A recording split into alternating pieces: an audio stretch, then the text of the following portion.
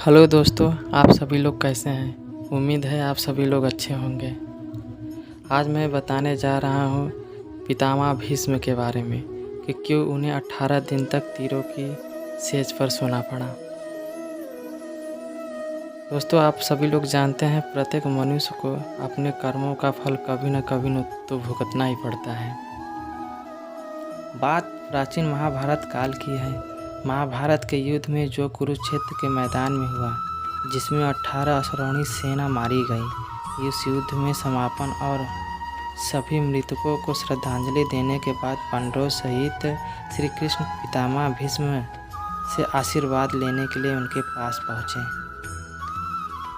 तब श्री कृष्ण को रोककर पितामह ने श्री कृष्ण से पूछ ही लिया, हे मधुसूदन, मेरे कौन से कर्म का फल है जो मैं सरसैया पर पड़ा हूँ। यह बात सुनकर मधुसूदन मुस्कुराए और पितामह भीष्म से पूछा, पितामह, आपको कुछ पूर्व जन्मों का ज्ञान है।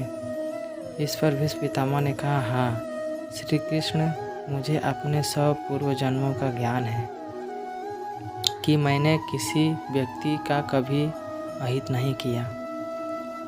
इस पर श्री कृष्ण मुस्कुराए और बोले, पितामह, आपने ठीक कहा कि आपने किसी भी को भी कष्ट नहीं दिया, लेकिन 101वें पूर्व जन्म में आज की तरह तुमने तब भी राजवंश में जन्म लिया था और अपने पुण्य कर्मों से बार बार राजवंश में जन्म लेते रहे। लेकिन उस जन्म में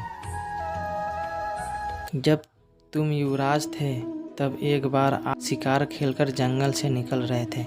तभी आपके घोड़े के अग्रभाग पर करकैटा एक वृक्ष से नीचे गिर गया।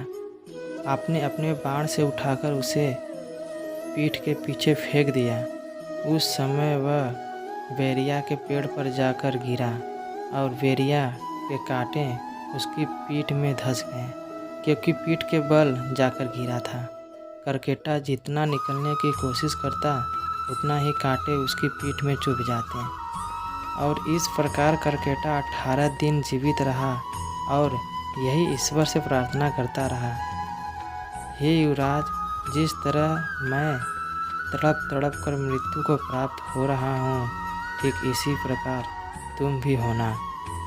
तो हे भीष्म पितामह भीष्म, तुम्हारे पुण्य कर्मों की वजह से आज तक तुम पर करकेटा का श्राप लागू नहीं हो पाया, लेकिन हस्तिनापुर की राजसभा में द्रौपदी का चीरहरण होता रहा और आप मूक दर्शक बनकर देखते रहे, जबकि आप सक्षम थे उस अबला पर अत्याचार रोकने में, लेकिन आपने दुर्योधन और दुशासन को नहीं रोका। इसी कारण पितामह आपके सारे पुण्य कर्म क्षीण हो गए और करकेटा का श्राप आप पर लागू हो गया। अतः पितामह, प्रत्येक मनुष्य को अपने कर्मों का फल कभी न कभी तो भुगतना ही पड़ेगा। प्रकृति सर्वोपरि है, इसका न्याय सर्वोपरि और प्रिय है। इसलिए पृथ्वी पर निवास करने वाले प्रत्येक प्राणी व जीव जंतु को भी भोगना पड़ता है और कर्मों के अनुसार ही जन्म लेना पड़ता है। आज के वीडियो में बस इतना ही।